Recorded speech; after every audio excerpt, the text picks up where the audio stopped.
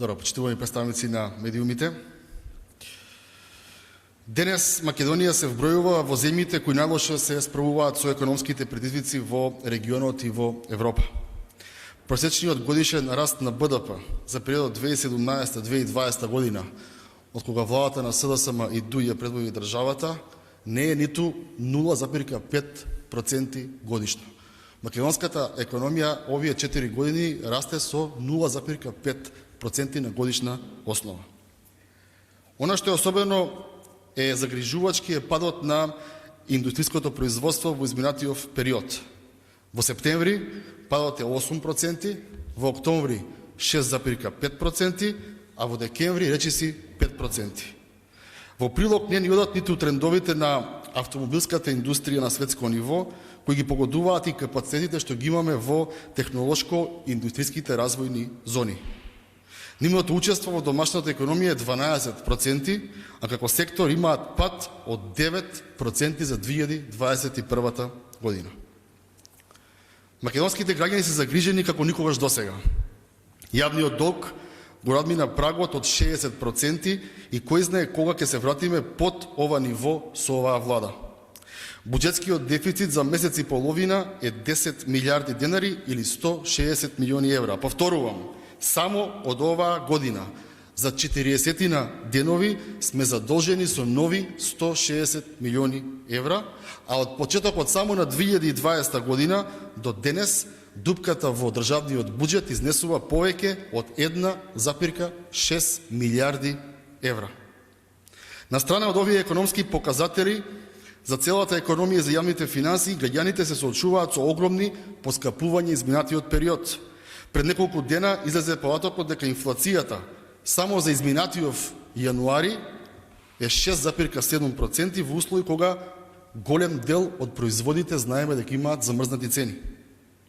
Почитувани, буџетот на Република Македонија не го полни владата, не го полнат министрите, ниту пак го полнат пратениците. Буџетот го полнат даночните обврзници, ние, граѓаните, со плаќање на ДДВ, но пред се бизнис секторот.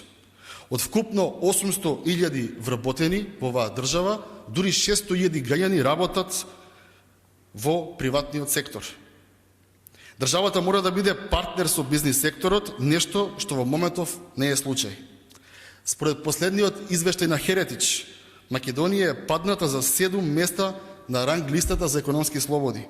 Во оваа насока мора да се спомене дека државата го остави бизнис секторот сам да се справува со енергетската криза.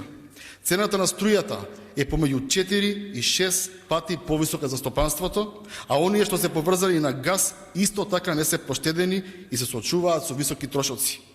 Тука би ги споменал и превозниците кои се соочуваат со драстично повисоки цени поради нафтените деривати.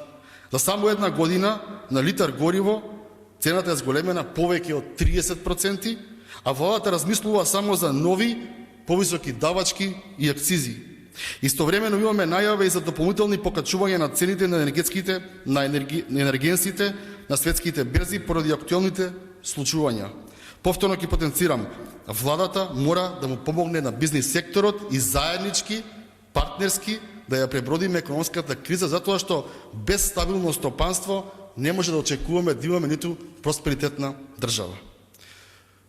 Почитувани, водени од бројните реакции на сите стопански субјекти и граѓаните, како претеничка група на ВМРО ДПМН и коалицијата Обнова на Македонија, бараме во најбрз можен рок да се закаже јавна расправа за актуелните економски случувања.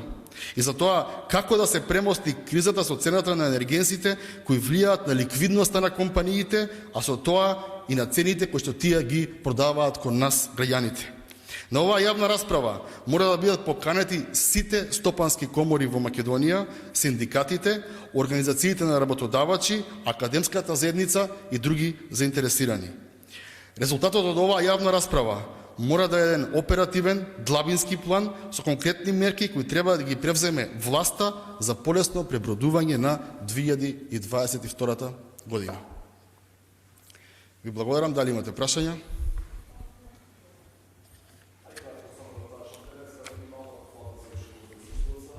Kako ti vide da je od te izglasani, to čas poslovno biti znanje,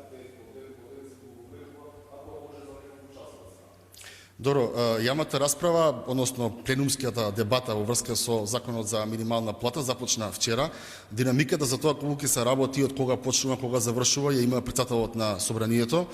Ние имаме пријавени колеги за дискусија, бидејќи сакаме покрај тоа што сметаме дека минималната плата треба да се покачи во Република Македонија, сакаме да ги анализираме, да ги покажеме и другите тенденции кои што се случуваат од аспект на другите плати во државата. Едноставно јавноста мора да знае во собранието кој за што се залага, така што генерално колку време ќе трае, како ќе трае, зависи од динамиката на работа која што претседателот на собранието ја воведува. Ние сме тука од наутро од 9 часот до додека претседателот на собранието одлучи да прекине или нема да прекине, така што генерално таму е топката за тоа кога би се гласало.